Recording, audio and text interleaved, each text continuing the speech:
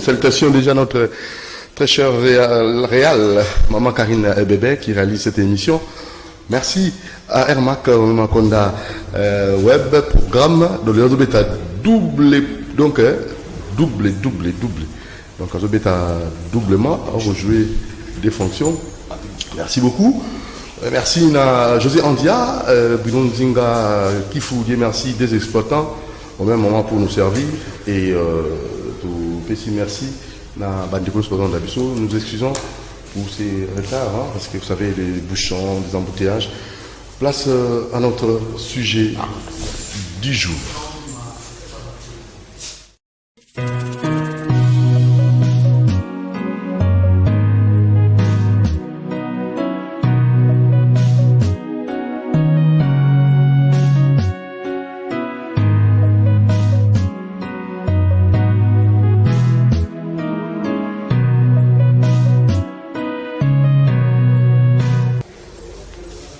Voilà, alors, c'était invité Nabiso au Toyambi pour ensemble, ton égarota la réflexion à Bango, Makanisini va couper ça, au Italie, Mboka Nabiso. En plus de cela, concernant le gouvernement qui est déjà mis en place, quelle proposition au Bango va couper ça pour tant la population qui ça à 100%. Et on va aussi épingler le volet investiture. Est-ce que vraiment le samedi il y aura investiture? Le comportement des députés révolutionnaires, est-ce que ça va aussi comme ça être acceptable? Na kota la souci à Congolais nyonso pour beaucoup na biso qui liboso. Alors tout le monde sur lango na ba invité na biso autour de la mokolo malelo. Il y a Maître Loulou, Mbote santé d'aller bien, Maître Loulou. Oh azala il y a plus madame. Tous là Maître Kabasile. Santé bien. Santé la madame, monsieur Doudou, ça fait longtemps. La pêche au mot et la pêche pénale téléspectateurs, la mission. Et donc, toyé, na beaucoup de pour que nous puissions produire au écoquico sur le peuple congolais. Ok, au sur le peuple congolais, merci. Maître Kabasile, vous allez aux allées de pêche, c'est ça? Si, je suis de l'île de pêche. Très bien. Maître Kabasile. De PES et Maître Loulou Maître Loulou, bonjour. Bonjour Nico Doudou et puis bonjour à téléspectateurs Nyonso et aussi merci à DG Nabiso Asika, merci aussi à manager Kolo Chen. Voilà, donc tout y ka nengen lobby comme ka solo pour permettre biso échanger et nasima ko échanger et permettre biso aussi de benga ngo approche moko pédagogique pour batubaye ba tina batubaye ba importance ya kolobaka lobaka na biso ezala considérer teneti batuba non to lobaka poto éduquer parce que biloko mususu tozo lobaka a ya ngozo aider bana mususu ya classe na ba question mususu ya ba culture générale to na ba question itali makambo droit ba répondre nango na lolenge koki. Voilà, on va un peu inverser pyramide parce que tout parce pour attendre la population proposition européenne ça na ba ministre ou ba bimi na gouvernement bimi on a vraiment souka mais tous les ans nous c'était na au Italie infrastructure et le comportement des députés révolutionnaires dans qui tout quand même makanisa bino vous avez des juristes des formations comment est-ce que nos députés ou peut-être en 2023 bakoya bazini ko za lolingi kani peuple na molobeli comportement donc lien na bango ça ndengini.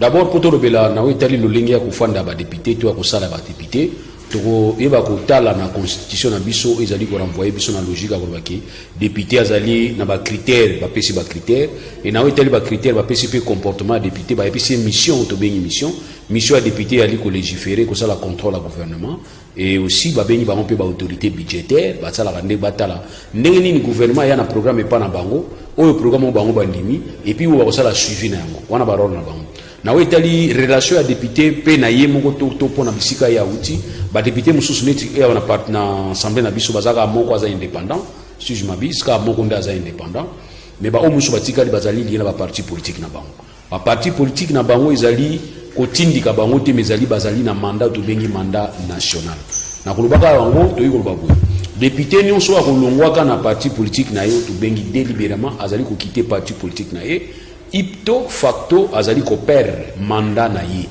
mais tandis que député o ba ko bengana kana ba parti politique pour na ba raison songolo wana ko continuer mandature na iti na suka oyo constitution achaki ndenge wana constitution achaki pona ko tia stabilité pour mwana député akoma neti mwana ya bitinda te et tout moni pe ni arrêt ya cour constitutionnel pe ko réconforter ko baki député mission na principal azali na liberté ya kosala acte à composer na kati ya mandat na ye parce que mandat ya ligne nationale ezali impératif te donc voilà les comme ko pesa ngwana na ba tina ba député na biso ya lelo to senga toujours ba otobenga ka ba révision faut sala maka mingi ba formation moko sala maka o ko permettre à ce que ba député ba yeba parce que ba député muso ba yeba ba mission na bango te ko yebisa ka bango otobenga ka remise à niveau tout ça la yango mingi peut permettre à ce que ba député ba yeba nini ba ko sala dans le cadre de la revendication na bango beaucoup ko bima libanda te beaucoup misa ba presse beaucoup misa ba média beaucoup misa ba plateau ba télévision comme hémicycle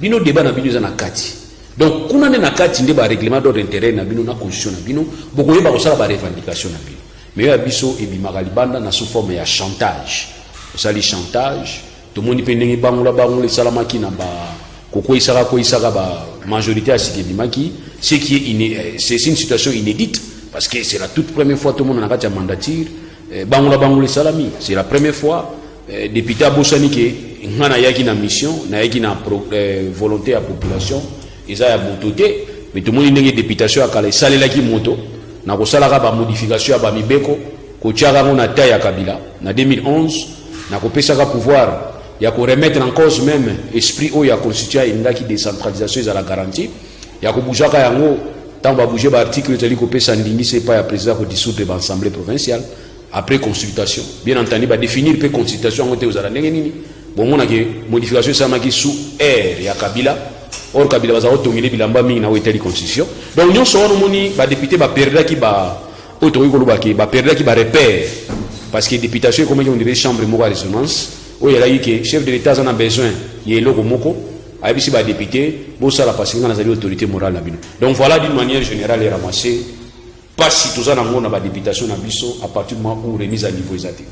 Très bien. Alors toujours rappelez nous avons la vision en direct na CCTV Ralik officiel chaîne YouTube ou page YouTube page Facebook même super Ralik donc c'est très bien à s'abonner massivement dans CCTV Ralik officiel pour vous allez toujours bien informé.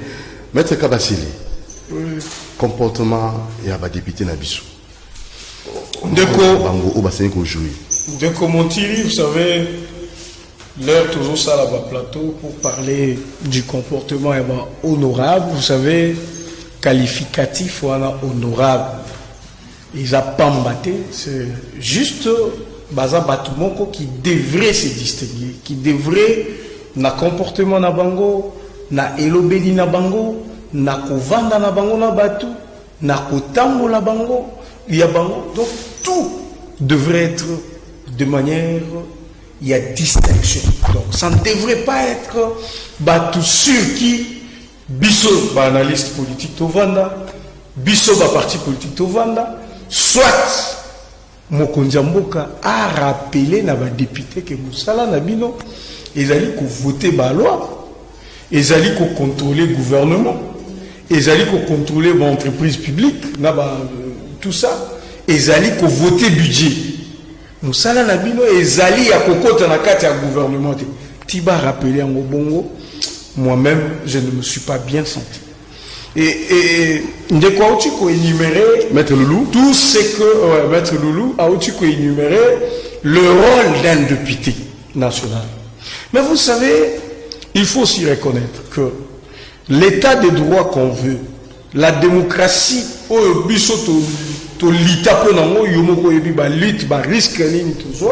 y a démocratie, c'était justement pour faciliter le droit à la libre expression.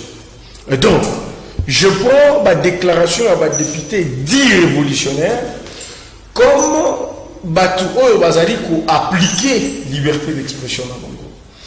Dans leur liberté d'expression, ils sont partis loin. Ils sont partis très loin jusqu'à menacer que parce que Bango va se retrouver dans le cadre du gouvernement, ils ne vont pas investir le gouvernement. Donc, moi je me dis, est-ce qu'ils ont été piqués par je ne sais pas quelle mouche pour faire des pareilles déclarations. Est-ce que un député va bloquer l'investiture d'un gouvernement parce que simplement il y a la carte gouvernement? À un moment donné, peut-être que qu'on appelle constitution.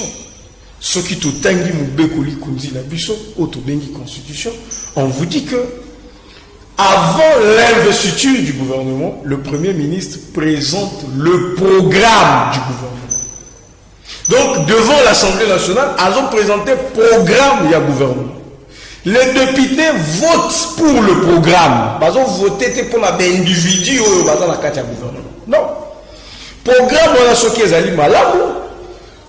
Ils ont voté en constitution lobby à la majorité absolue de voix. Vous voyez?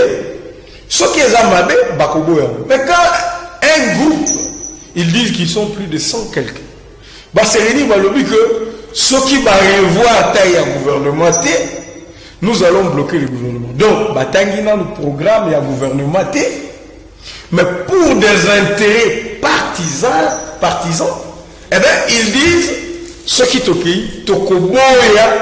mais tout ça, c'est dû à quoi? Non, mais c'est pour dire que nous avons un problème de la moralité politique. Apparemment, je peux dire, les animateurs de certaines institutions, ils n'ont pas été formés pour ça. Ou ils n'ont pas l'âme d'un homme d'État. Ne serait-ce, mon frère, quand, imaginez, 200 députés disent on doit revoir la taille. Ils voulaient que le gouvernement ait la taille. Donc, le gouvernement a 200 membres, 200 ministres. Au même moment, ils disent qu'ils sont là pour les intérêts du peuple. Le peuple souffre. Tout le monde milite pour que train de vie à l'institution et ça la réduit. Mais comment voulez-vous que les députés disent ça? Donc, moi, je pense qu'il y a des déviations. Comme ils se disent révolutionnaires, c'est vrai que dans la révolution, il n'y a aucun respect aussi. La révolution s'en passe un peu de certaines règles, parce qu'il y a révolution. Mais il faut, au-delà de tout ce que nous pouvons faire, savoir que ce sont des honorables, des personnes de distinction, des gens qui doivent avoir une moralité sans faille, des gens qui doivent prêcher par un exemple. Pourquoi nous autres, on se décide encore à ce niveau de dire nous devons faire partie de la classe politique parce que nous pensons que nous pouvons apporter une touche toute nouvelle. Parce que je ne vois pas quelqu'un qui est payé plus de $5 000, quelqu'un qui a quand même une vie que les Congolais n'ont pas. À ça, là, un marchandage pour dire bah promettre qu'il y a mutuka ngo bapesinga ngote ba promettre qu'il y a soki mbongo ngo bapesinga ngote comme tout ça je dois voter contre l'investiture du gouvernement. Donc vous voyez que c'est immoral. C'est immoral ce qui est salé. Mais je pense. Mais je pense que c'est faux. Non, mais on a suivi certains d'entre eux. Je sais qu'il y a aussi certains autres députés véreux qui utilisent les autres députés pour couper sa point de vue en pensant faire engager les autres. Mais les individualités, on les a vues. Ne vous en faites pas. On a des vidéos sur YouTube. De certains députés qui disent Biso, bien que les autres ont démenti. Qui nous aient démenti, pour moi c'est une bonne chose. Parce qu'au moins, sans s'il y a honneur ou non, ça doit être conservé. Merci. Quel que soit tout ce que nous faisons, quel que soit Bampiaka, quel que soit Kolingamon, on doit rester ne fût-ce qu'intègre. Merci, maître Kabasile. Alors, maître Loulou, tout le monde pour tout Siko na attente ma proposition oyo tusengeli ko sala oyo en tant que génie na gouvernement ebimi na domaine au secteur au monique oza vraiment ma idée moi repé ça parce que trop c'est trop moni maman afandira na moi trouver na moi tango suka azali mwana ya Anani Anani Jérôme bato la pendaison ça maintenant le stade de Martyr yé azali mwana na ye talat ninga comment donc passe atikala boye papa na azali moko to benga ba martyr mais bazoko bénéficier atteindre le mokoté tous attendre la suka peut-être tout faire intervenir proposition, attente, qu'est-ce que vous pouvez donner comme proposition au gouvernement? Parce que bateau va vivre, peut passer pour se retrouver, ils auront raté pour attendre ce moment bateau. Ou bakota qui parlement, ou bakota ka sénat, ou bakota si comme on boit base en malam. Alors c'est un peu ça le problème. Bon, merci beaucoup la possibilité et au Pessinga il faut répondre. Oui, ça y est, nous sommes dans un contexte où on a un contexte où ils ont contexte où c'est approche et approche monsieur ils ont approche juridique, approche politique, approche aussi ils ont sociologique. Na wetali approche sociologique ndenge mutari ko fana na kati ya société to otanga pe histoire to ko interpelle to ko benga pe na histoire totale obina pesa bango conseil mayo ka conseil na pesa bango eza na critique te mais conseil pour bango mso mo boya ba critique o eza conseil et c'est gratuit d'ailleurs soit foot ça to foot ça ba conseil ba honoraire na boy ko pesa honoraire c'est gratuit. Etienne Tshisekedi paix à son âme azaki premier ministre il allait avoir des problèmes avec les conférenciers naïe par rapport à promesse moko apesa ki bango ya kofuta bango mbongo na bango ya fin du mois ndenge oza kofuta bango ntango abandaki musala problème se posaki ya arriéré ya ba conférencier apesi bango promesse abisi bango ke bozala calme nazoki na banque centrale na kozwa mbongo na koyela bino mbongo ntango aki na banque centrale akuti mbongo elongwe batini mbongo epa mobutu na Guadeloupe période ba 5 ans ba dona beja. Si c'est la telle, Etienne, on a un petit touche. Parce que j'ai déjà promis. Il faut nous expliquer la situation de ça.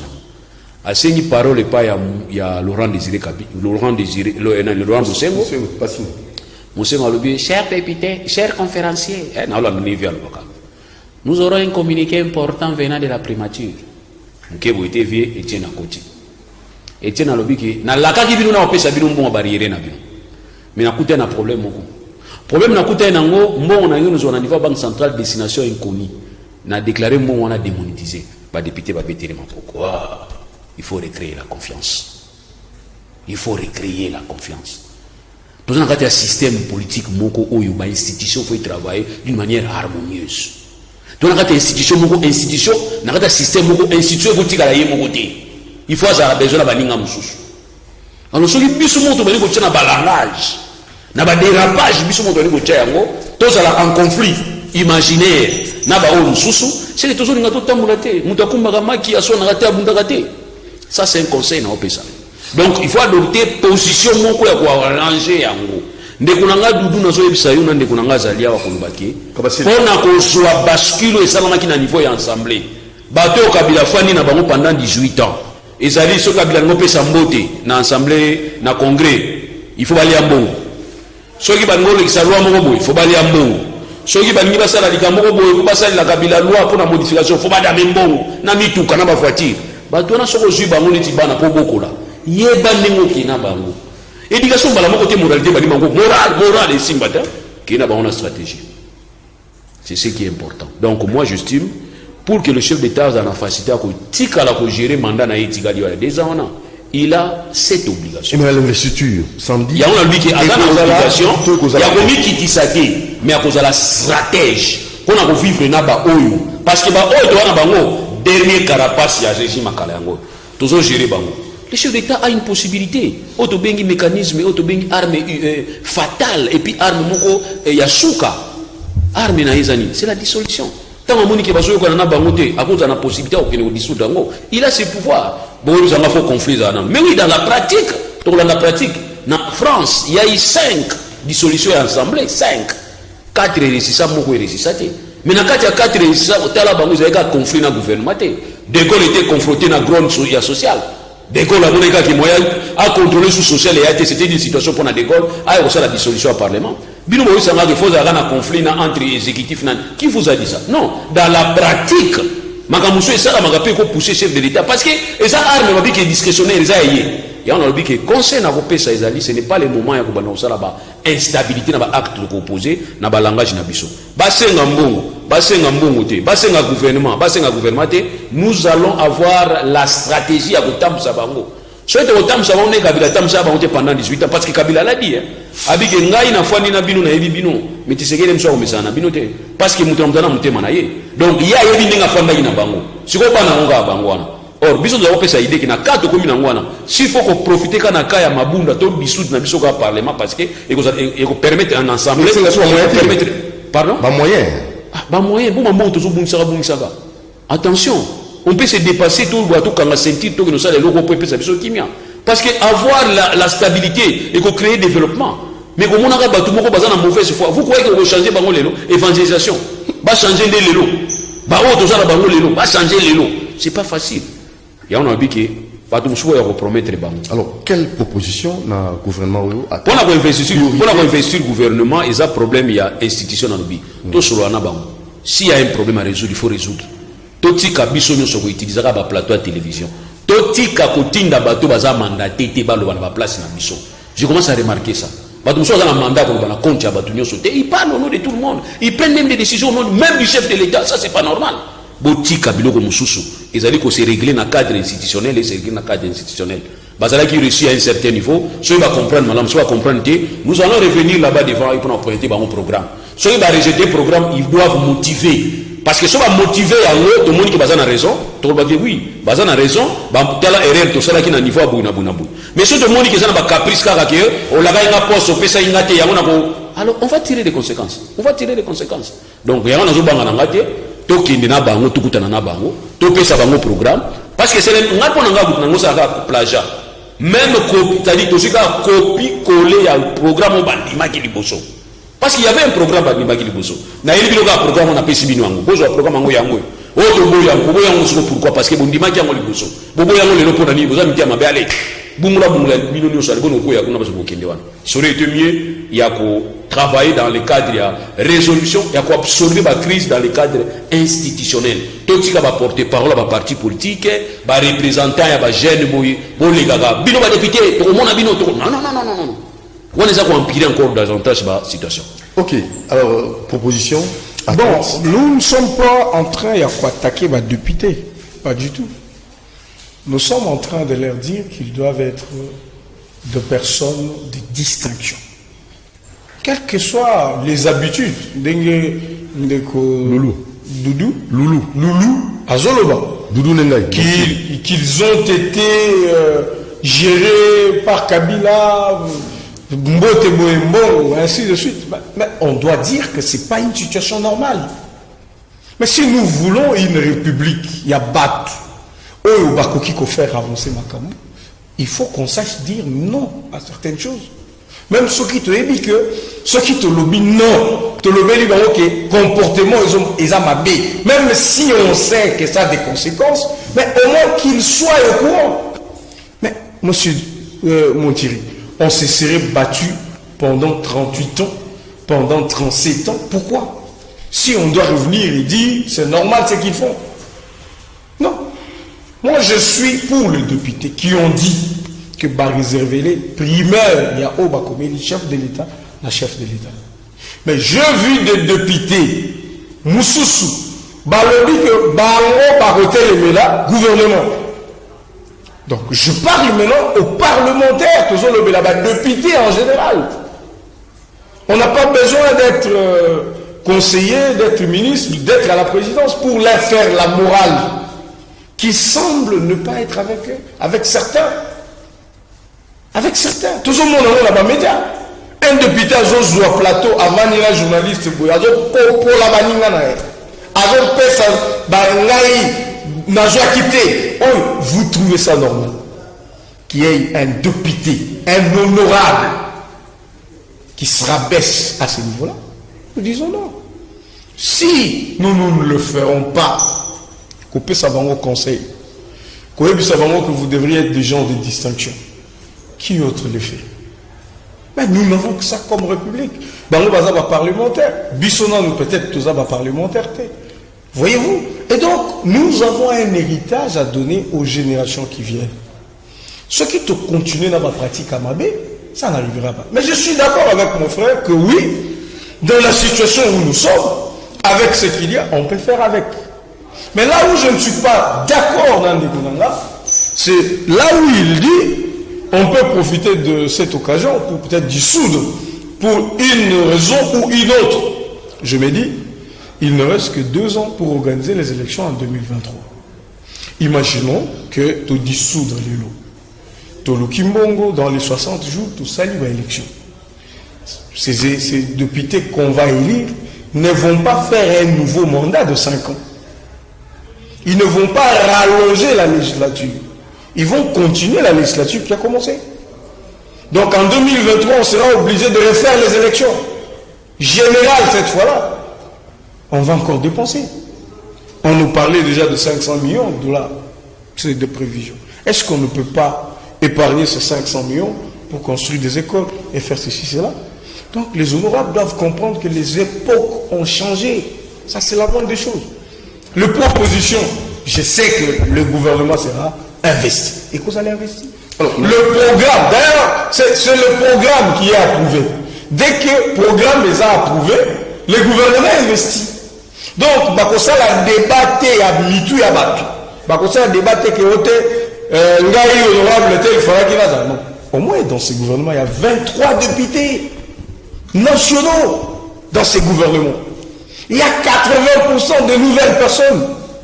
Il y a des ministères qui sont créés qui peuvent nous attirer beaucoup d'argent. Priorité des priorités.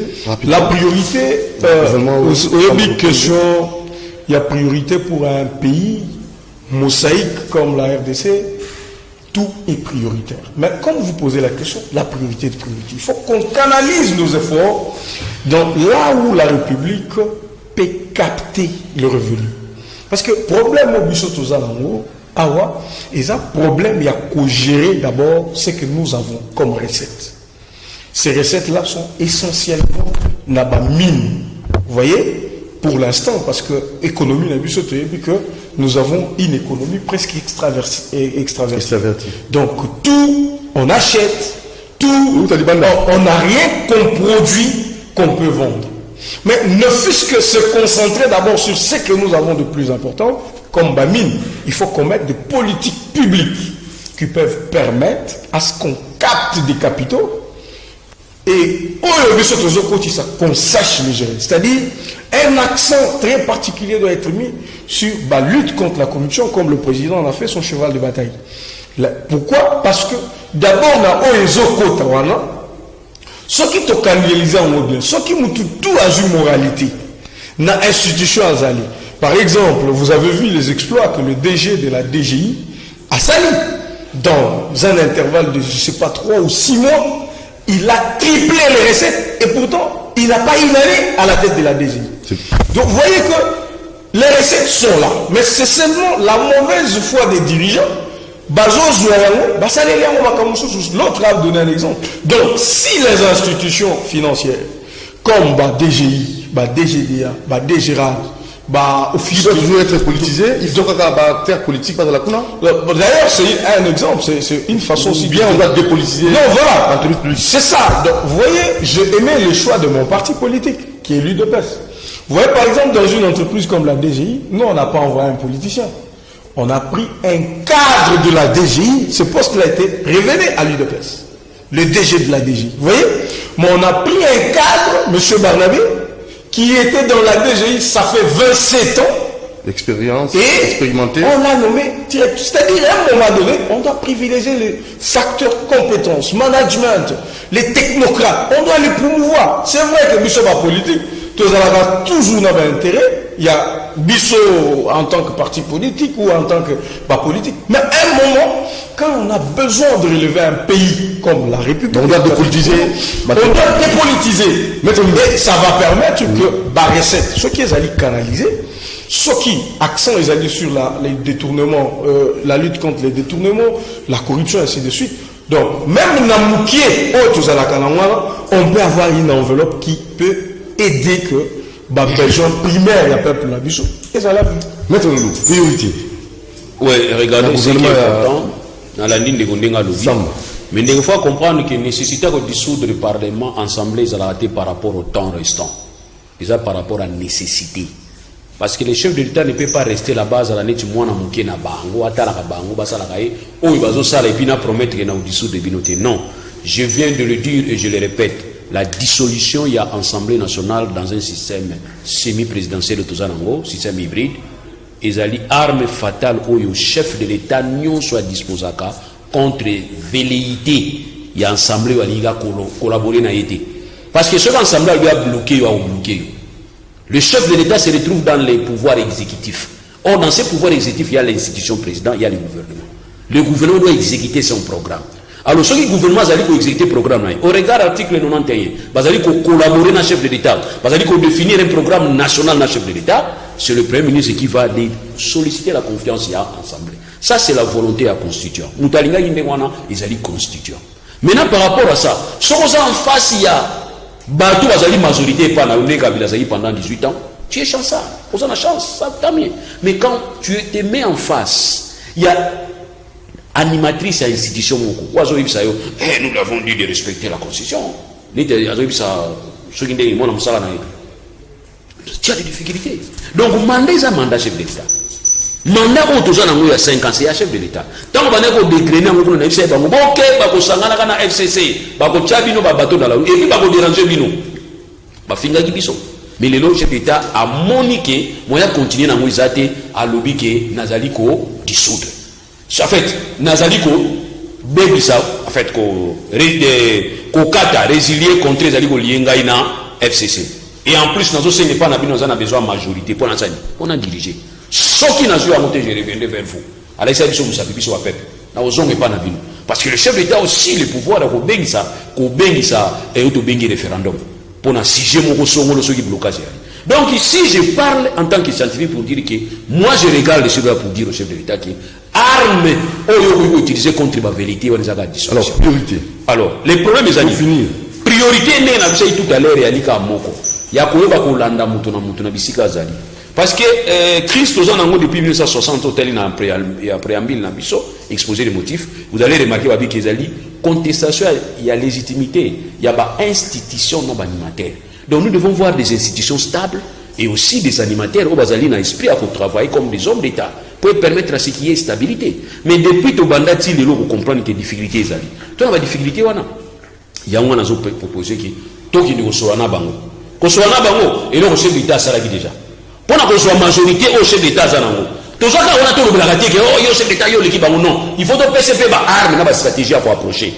Tant yo soit qui majorité wana. Est-ce que utiliser qui munduki? Té. Est-ce que maintenant ça y bango? Té. Moyebi ça y bango ga eloko moko. Ngala za akosa na diriger selon la vision nga. O akokota na vision nga mala. Mais o akokota na vision nga té na tout na peuple. Bango ba bangi ah chef d'État il a tout na peuple ga c'est biso dans un problème. Ce qui peuple a perçu confiance et pas chef de l'État, c'est que biso politiquement carrière na biso ici. Il y a un moment il y a qui ko pousse na premier chef de l'État. Bon continuer à avancer. Mais moi j'interdis, je l'ai dit, je vais répéter ça même 1000 fois. J'interdis na ba wazana mandaté. Na compte ba parti ba lubaka. Ba on va panza biso. Azana mandaté, azolo ba na compte parti, azana mandat, azana influence mo na parti, il va commencer à parler ko tcha mal à l'aise non. Tout l'anda il a fois passé na biso wa kwenda. Quand il dit que Tosenga passe à la résolution, plutôt proposition. Via une proposition, comme la proposition, puis comme la loi, via une étape et les gars. Est-ce que nous avons le temps de débat nous allons juger le chef de l'État au prorata et à temps éthical. Mais ça, c'est l'honnêteté. On ne peut pas aller juger le chef de l'État banda 2019. Tout le monde dit coronavirus, là, il faut être quand même conscient.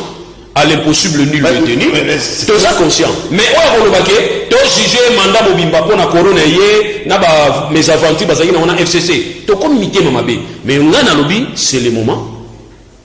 Institution présidence, union sacrée. Parlement, union sacrée. Les cours et tribunaux, union sacrée. Donc il y a beaucoup de choses à soutenir. Nous sommes obligés de travailler. Toi, on a droit, il y a échec. Excuse les acquis. Nous devons travailler parce que le terrain est vide. Très vite. Alors, en tout cas, 1 minute, s'il vous plaît, tout dans la table sociale, maman la bicho, moi na nani, à l'égal na plateau A. Avant la moi na zobelisa, estomac na yef ba opérer estomac, et sengaye, maman esenga boni, mbote maman esenga boni. Ezo senga 2,5 millions francs. Mon collègue avait la cure dans l'imé, na 9e movie, ba question bon. 400 000. 400 000 francs congolais. À l'égal na plateau, on va payer 400 000 francs congolais, et tikali 1600. Et tikali 2 millions 100. 2 millions 100 francs congolais. Alors, maman la biso zali mwana ya rappelez aux années ko bato musula tali suka le bayeba. Kombo na ngezali Anani Marie-Jeanne, nazali mwana ya ancien ministre de la Défense nationale. Oyo buta pandaka bango na salle de mentir, monsieur Kim Alvariste, Mahamba Alexandre, Bamba Emmanuel na Anani Jérôme. Si vous avez un problème, vous avez un problème. Après, il y a papa. Il y a eu confiscation à Babien, il y a compte bancaire bloqué jusqu'à présent. Mouze Kabila tanga kotaki yemoto asalaki mwa muke mais tant ezwamaki na été alors akufi atiki biso ti lelo tozaka na babalabala mitelengano musale ezalite bapasi konyokwama jusqu'à ce que lelo naza na mwana na hôpital situation eza malamu te azo vivre entre la vie et la mort. Lobi na lekaki te aza na pavillon 6 na soins intensifs. Problème ezali aza na problème il faut ba opérer gastrite estomac na etoboka. Ezangi 2 millions 100 francs congolais. Ah. Alors maman m'a bien qu'il a limité à payer 400 000 francs congolais. Azali montasé ko na beauté entre nous soit dit kala papa na ye baza ba oyo ba sali ko na mboka na biso n'est-ce pas? Papa na azalaki militaire, azalaki sénateur, azalaki pionnier de l'indépendance, puis ministre de la Défense nationale. Martyr de la Pentecôte. Tozwa keloko mon côté. Na 2017 batinda keso mokande utaki na parlement, ba futa biso ba pension ya parlement.